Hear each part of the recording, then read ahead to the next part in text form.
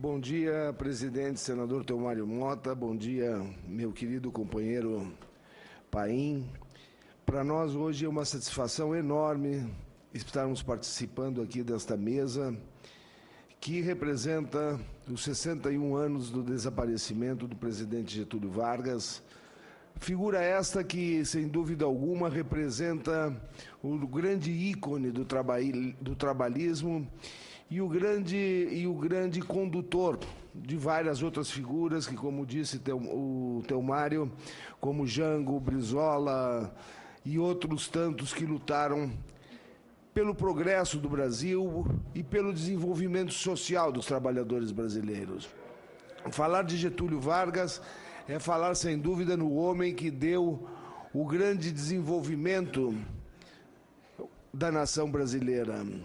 Não só com o fim da política do café com leite, como também no primeiro passo para o desenvolvimento industrial do Brasil, quando, em plena guerra, ele obriga o presidente americano a vir ao Brasil e instala a primeira siderúrgica brasileira, CSN, em Volta Redonda, para que assim desse o pontapé inicial de nosso desenvolvimento. O trabalhismo, sem dúvida, foi um dos grandes movimentos de proteção aos trabalhadores e de proteção à nossa soberania, ao nosso nacionalismo. O trabalhismo nos trouxe, sem dúvida alguma, grande parte das conquistas dos trabalhadores brasileiros. O salário mínimo, o voto feminino, a sindicalização do Brasil, a sindicalização rural. O trabalhismo nos trouxe, já no período Jango, o 13º salário. São conquistas sociais que nós estamos vendo dia a dia, que a cada tanto existe um movimento de direita, um movimento das classes conservadoras brasileiras, um movimento que quer retirar, sobre vários argumentos, como disse o senador Paim no começo, que são direitos inequívocos já conquistados pelos trabalhadores brasileiros. Direitos não se retrocedem, direitos nós não podemos retroceder, temos que avançar. E quando se propõe esse tipo de avanço é que se criam estas classes conservadoras que se criaram em 54, que se criaram em 61, que se criaram em 64 e que estamos vendo grande parte hoje da classe conservadora brasileira tentando impedir e até falando em impeachment de um governo democrático legitimamente eleito, que é o governo da presidente Dilma. A minha preocupação no dia de hoje, que inclusive o dia de hoje também é o dia da geração de uma grande crise no Brasil, é o dia da renúncia do presidente Jânio Quadros, 25 de agosto, e que isso nos traz à memória estas crises que o Brasil superou naquele momento, nos traz à memória a posição do governador Leonel Brizola, talvez um dos movimentos políticos mais importantes dessa nação, que foi a resistência ao golpe de Estado, através do movimento da legalidade do Rio Grande do Sul. E vemos também estas novas pressões sobre o Congresso Nacional de retroceder os direitos dos trabalhadores. O senador Paim aí é um dos líderes que tem lutado e levantado o grito para que não aconteça esse tipo de retrocesso. Vieram novas teses e dizem que a CLT, como disse o senador Paim, está superada. Nada está superado quando são direitos emanados e conquistados pelos trabalhadores. Fala-se aí hoje numa reforma fiscal que possa endireitar o Brasil. Uma reforma fiscal que sempre, como dizem os sindicatos, os sindicalizados, os operários sindicalizados, sempre cai em cima do lombo do trabalhador.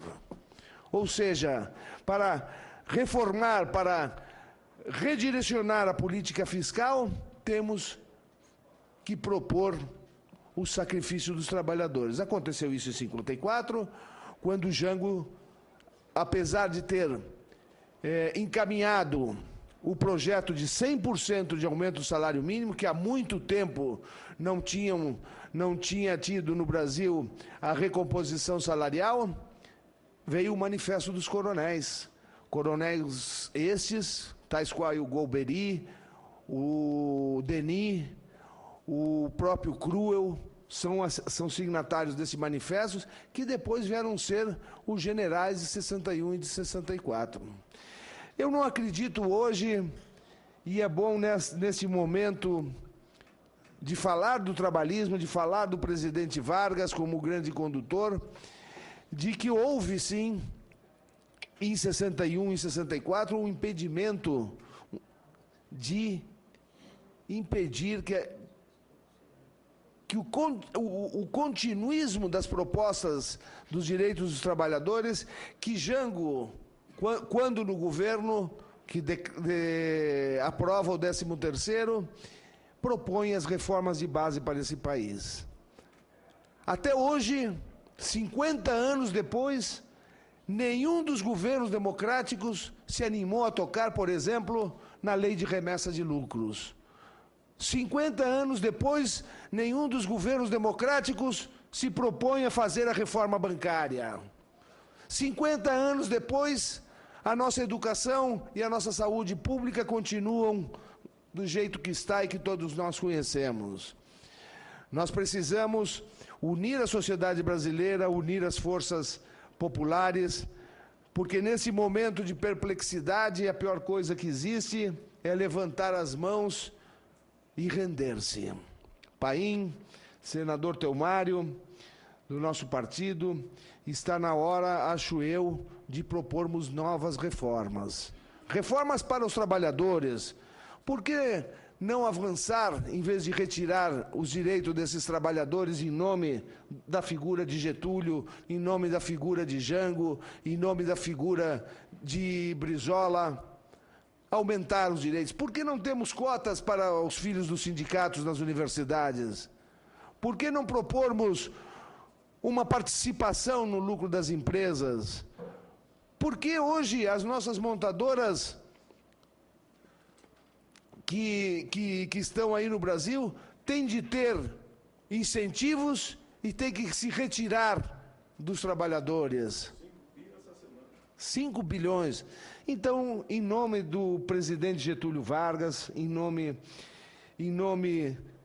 do presidente Jango, em nome do governador do Brizola, de outros trabalhistas que lutaram, que morreram também no exílio pela liberdade, pela democracia, por lutar pelos direitos sociais contra uma ditadura que derrubou Jango com 75% da opinião pública a favor das reformas de base, pegou o país com uma inflação de 47% e devolve ao povo brasileiro uma nação com uma inflação de mais de 100% e um achatamento salarial nunca visto. É isso que eles querem de novo? É esse retrocesso que essas elites conservadoras que querem manter os seus privilégios cada vez mais fortes, cada vez mais agressivos, privilégios esses, inclusive políticos, privilégios esses, inclusive econômicos. É isto que eles querem, manter os seus privilégios através de uma desestabilização institucional que nós não podemos, de forma alguma, admitir e temos que nos unir. E eu vejo isto, meu caro Paim e meu caro presidente que preside hoje, Telmário, nas próprias ações de certas traições, e isto houve muito na época de João Goulart, nas traições das alianças que compunham o governo.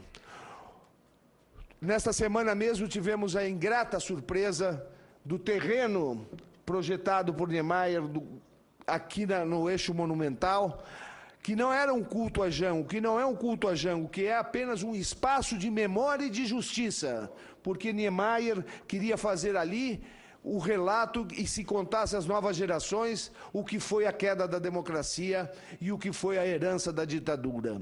Lamentavelmente, de parte de um governo, entre aspas, dito socialista, o próprio governador Hollenberg caçou covardemente o terreno de uma penada. E o pior, não foi ele que caçou, mandou o secretário apenas publicar uma declaração de nulidade, depois de 8 anos que esse processo passou em todos os governos anteriores, passou em todas as repartições necessárias para a outorga desse terreno.